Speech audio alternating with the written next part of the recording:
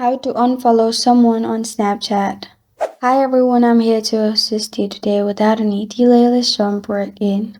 First, open Snapchat on your device.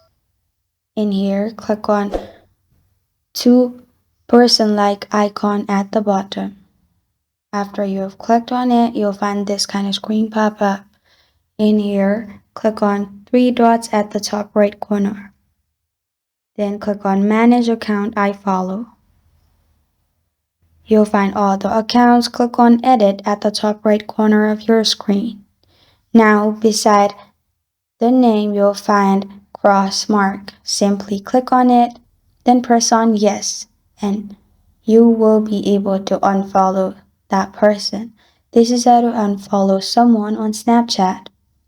Thank you for joining me today. If this video helps you out, please leave a like and subscribe for more.